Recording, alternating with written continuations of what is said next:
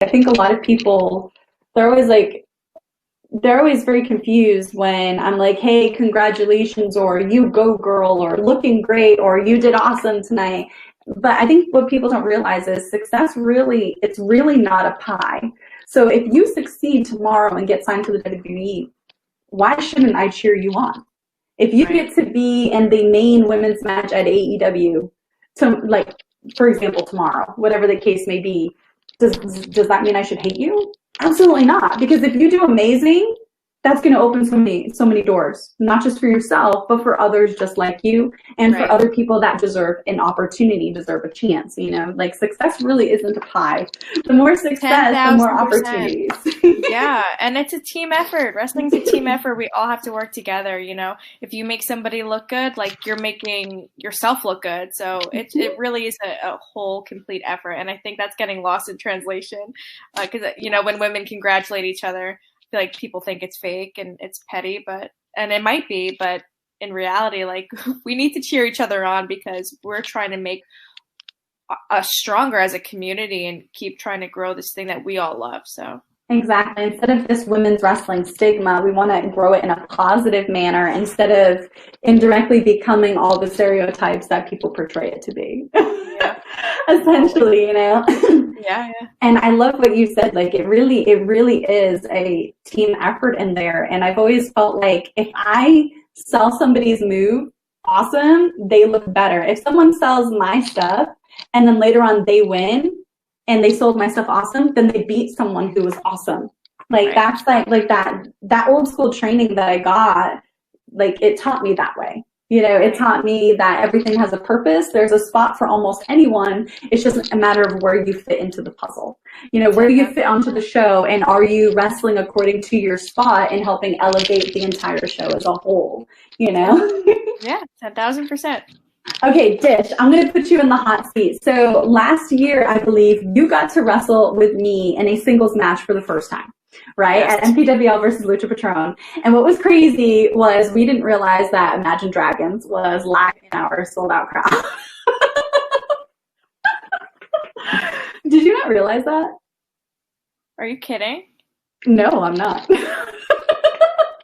That makes me hate my life. What? I was just going to compliment you and say, like, I thought it was so amazing because you seem like a completely different person talking to me today than you were almost a whole year ago, almost. Yeah. Like, you seem like you've come so far. You've added so much confidence to yourself.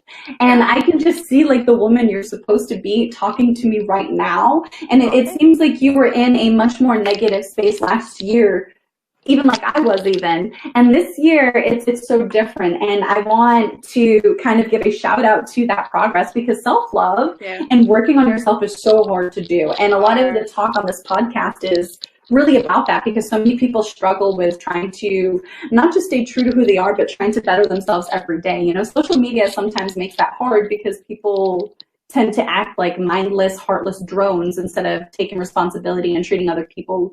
And basically, we're lacking the humanity in humankind.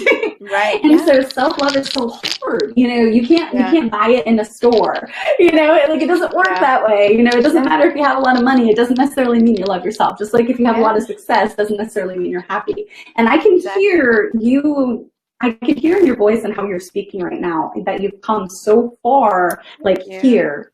And like in your heart as well. Like what changed for you? Because I don't know, I'm just loving the vibes that you're giving off, and I can tell that you put a lot of work into yourself over the last year, and I think that's awesome. More people need to hear about it. Thanks. Yeah, you know, negativity was really hard for me to swallow, and not like constructive criticism, like that I'm totally okay with. Like if I make a mistake, I want to know, all that kind of stuff. It's not me, you know, bailing out. It was just like either about my looks or about my image or about being called out. I had, you know, in locker rooms tell me to lose 30 pounds in front of, you know, a whole locker room, or I'd have, you know, people telling me I was only getting spots because of who I was dating, or then, you know, with women and men and sexual harassment and all this kind of stuff. And I was just, my mind kept just going in circles and feeling appreciated, but then it was fake, but then feeling, you know, down on myself, but then not knowing who to trust. And then, you know, I'm a very empathetic and like kind person, and I kind of reach out to everybody, and I'm like, I thought everyone was my friend, and it was rough for me to realize that the friendships that I did, a lot of the friendships that I did have weren't real, and for ulterior motives, and a lot of things just cut me deep, and I wasn't ready for it. And I didn't realize that they cut me deep. I think I just kept burying it and not dealing with Trying it. to keep going, yeah. Yeah, and it really affected my wrestling because I was around it all the time, and I was like, I can't be around these people. Like, I would have panic attacks going to shows because I was like, I don't want to be around people. I don't want to shake people's hands. I want to sit in the corner. You're speaking from my soul right now. Yeah, and like, are you living my life? And I allowed too many people in, you know, and I love doing that, and I had to stop doing that and being like, okay, this is a business. I'm going to come in. I'll be nice to everybody, but I'm going to go do my work. I know who I can trust now. I know who I can talk to. I know who I can confide in. And I never really had that mentor. And like, you actually were like such a good mentor for me because it was somebody I could open up to and trust. And like, I never had that. You know what I mean? I didn't really have those people I could look up to and be like, help me. I don't know what to do. Like, I'm lost here. So yeah, it's been a slow climb, but I'm like, you know, I'm almost 30 years old. I realize who I am. And I'm a good person, and I want to be a good person, and that's what I'm doing this for. You know, I'm doing this for me now. I'm not doing it for them. I'm not doing it to prove to anybody that I'm the best or I'm this or I'm that, because I'm not, but I'm just me. And I'm going to continue to be me. And I think I'm finally comfortable with that. And it is a slow process, but I'm getting there. I'm glad that you said what you said. I mean, not necessarily about me. Like, yeah, that's awesome. But like, no, seriously, I'm glad that you said what you said because you're not the only one. And that's what I want from this podcast is if I help even just one person, like all of these talks will be worth it because I want people to realize that they aren't alone. And like you're talking about self-love right now and how it's a hard thing to do and being vulnerable. Like vulnerability is very scary and it's almost like giving power over you to someone else that should never have that kind of power over you to begin with, you know? And you're talking about the pitfalls of going after your dreams while still trying to be the good person that you believe in. You know, and you're also explaining that there's a difference between going out there to prove everyone wrong versus going out there because you love it. And there is a big difference. And we're all humans, so at times we all feel that, oh, I'm going to prove every hater wrong.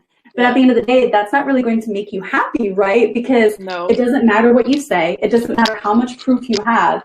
People's minds will only be changed if they want them to be changed. And it's not your job to make people feel better about you and who you are. Right. If other people have that issue with you, that's on them. It's about them, not